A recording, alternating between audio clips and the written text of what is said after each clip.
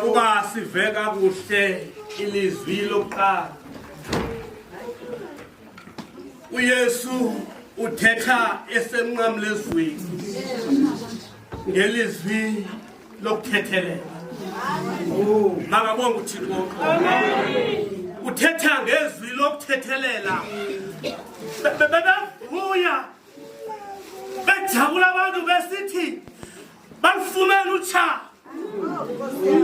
Babathe bakumbamba xa basendleleni ejonge eGolgotha badibana nendoda enguSimoni abathi bayinyanzelisa yathola umnqamlezo wabo. Bathi uYesu bakumxhoma emnqamlezweni athi bawo baxolele xa bayazi into abayenza.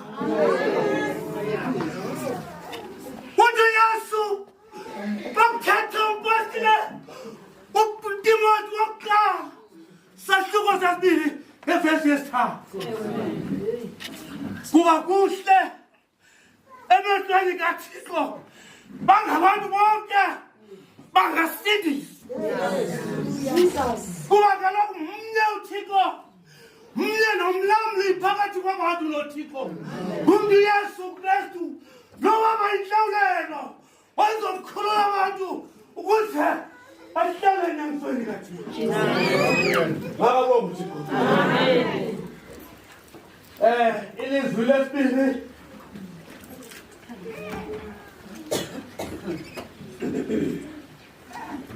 silifumana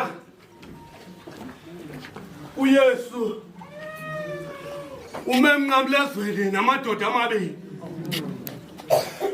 Ngesizulu kuthiwa zizoni.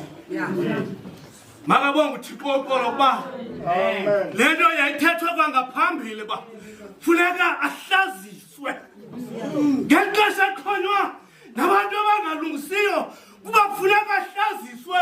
Uba uthenga ngexesha ambethe ingubo yobukhosi esuka yahlutywa ambethe ingubo ebomvu ingubo yehlazo. Athi amadoda enye ingasekunene enye ingasekhohlo. Ithe ngasekhohlo ukuba nguye unyana kaThixo zisindise nathi usindise. Uthi omnye akumoyeki na wena uThixo kuba mna nawe sigwetywe ngokufanelekileyo kule ndawo ngokwemisebenzi yethu. Lo akenzanga. Makabonga uThixo. Uthi ngamaxesha wathi lo mfo wajonga kuYesu wathi Nkosi xa ubuya usebukumkanini bakho uzondikhumbula. Uthi uYesu namhlanje ndiyabanawa paradesi kabawo kuba kaloku uYesu akadingi ixesha lokona kwakho, akabali ixesha lokuhamba kwakho ungalungisi kodwa ngomzuzu awuthinta uphuma isolo uyakwamkela esandleni lawe embusweni. Makabonga uThixo. Uthi xa ethetha kwincwadi kaLuka 19 phayana kulaa vesi ye-10 athi kuba unyana womntu weza uza kusindisa uza kukhangela into ekulahlekileyo emhlabeni. Kuba kaloku abantu balahlekileyo ithi ngendlela zabo kodwa uYesu wema azokhangela abalahlekileyo emhlabeni. Makabonga uThixo. Izwana lesithathu lizwi lovelwa. Makabonga uThixo. Lizwi lovelwa. Uthi esesemnqamlezweni elusizi abona usizi ezantsi alingunini. Makabonga uThixo. Athi akumkhangela afumane uba lo mama wonakele. Abantu bangakwazi ukumshiya athe yedwa. Wathi kumjonga wathi mfazi nangunyana. Wathi yana nangunyoko. Makabonga uThixo. Hello Nkosi Yesu ujonga inhliziyo kanina endamke phakathi. Xa ithatha indoda enkulu enguSimoni uLuka 2:34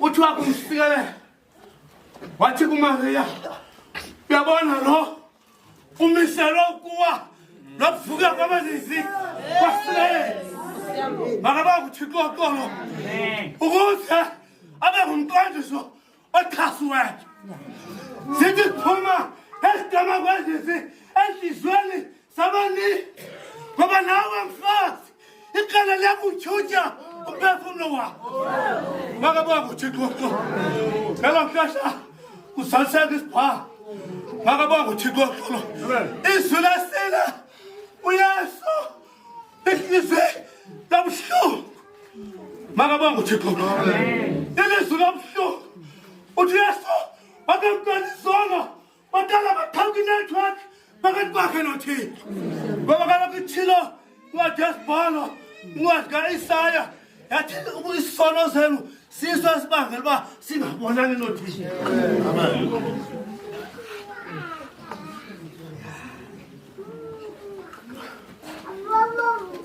uthi yesu wakuzamkela izono zabantu waqala kwabamnyama phakathi kwakhe nothixo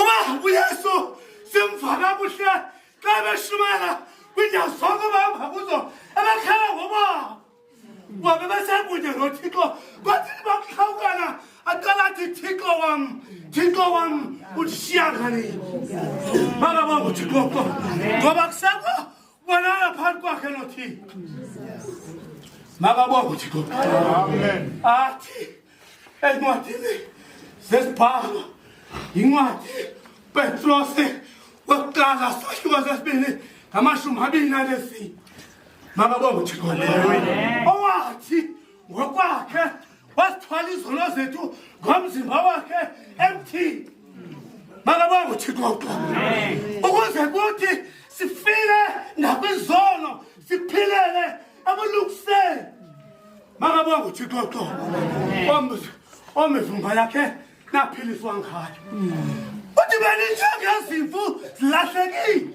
bako nithenda buyela kuye ubalusi olungileyo nomveleli wemiphefumlo yethu makaba nguthixo bakala kuthe uyesu wakuzamkela zonke zizinto wazamkelela kwizono wasithwala ngomzimba wakhe emnqamlezweni kuba thina singafi makaba nguthixo bathi bonke abasebalamkela igama lakhe aphiliswe ngemivumo yakhe athi bonke abathe bavuma babuya ayivelele imiphefumlo yakhe ngoba utshilo athi bonke abawuthandayo awuthanda umphefumlo wakhe wolahlekelwa makaba nguthixo izwi lesithandathu ewe kuba indoda ibihlelela ngalokho isemnqamlezweni uthi ndinqanile makaba nguthixo uba siva kakuhle xa beshumayela uyesu uthi nakethetha nentombi equleni uthi ba usazi uba ngubani uthetha na ngewutela amazwi kuye lo mntu unani waye ngumnikazi womthombo makaba nguthixo kodwa kuba ebenze esimeni sezoko ngela xesha wanqaba makaba nguthixo uthi ndinxaniwe ngelo xesha uyesu wamkele isimo sesihoko yoloo nto siva kwincwadi kaluka 16:22 lithe lakulahla ihlwempu lakufihlwa ihlwempu lathathwa zizithunywa zezulu lakuphoswa esifubeni singaba u-abraham makaba nguthixo sathi sakufisa icebi sathatha saphoswa edikeni sithi sakhangela sambona uLazaro ehlele esifubeni sikaba u-abraham sathi ba u-abraham ndenzela inceba uLazaro athi nqungu omnye amanzini azobeka lwemini lam ngoba ndiyathuthunjelwa kuyathuthunjelwa esihokhweni kuyatshiywa esihokhweni uyesenqanwa nje funa amanzi kuba kwimo yesihoko kuba uvuma izono zabantu wasithwalela kuye akaba nguthixo izwi lesithandathu uthi kugityiwe yabazali ilizwi loloyiso ilizwi loloyiso kwizinto zonke abesenza kuyesu kodwa ngoku uyazibona uyigqibile indlela kugityiwe makaba nguthixo kugityiwe ngelo xesha uyesu uthi akusibona uba izinto zonke zenzekile kangangokuba uyawuthobela umthetho katata wakhe usibona into esigqibile siyamva ethetha kwincwadi yamaHebhere lithoba ngamashumi amabini anesine makabonga uThixo uxolo uthi ngelo xesha uYesu kananjalo wasondezwa kwabakanye ukuze azithwale izono zethu asindise abaningi makabonga uThixo uxolo ithoba kwesibini ngaphandle kwesono uza wanakala kwabo abamlindileyo ezisusindiso makabonga uThixo uxolo yalifanele bazali uYesu usondeze kwabakanye ababili ukuze ashumayele phakathi kwabo okwesibili ngaphandle kwesono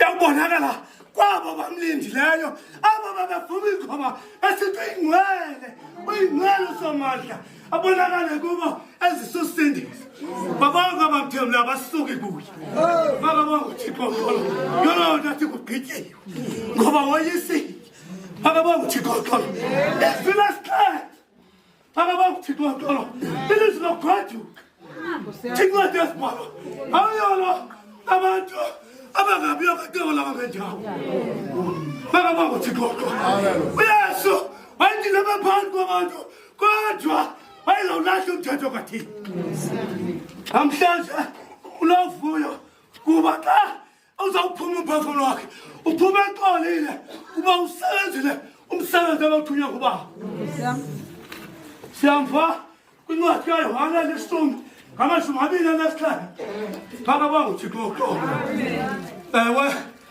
uthe zami izimvu ziyaliva izwi lakhe Amen. ezami izimvu ziyaliva izwi zami ithi nam ndizazi zindilandele makabonga uThixo uxolo ngelo xesha Yesu uthi akukho namnye oyakusihlutha esandleni sami ngoba ubawo umxholo kubo bonke ondinike zona makabonga uThixo abamvumileyo uYesu abamamkelayo abasuki kuye ngoba kaloku ubabambeke isandla sakhe makabonga uThixo uxolo amazwi entsingiselo bazali afuna siphilele yena siyazi uba nasishiyama zaxhenxe ebesishiya sinjani na makabonga uThixo uxolo siyabulela ke le nkosi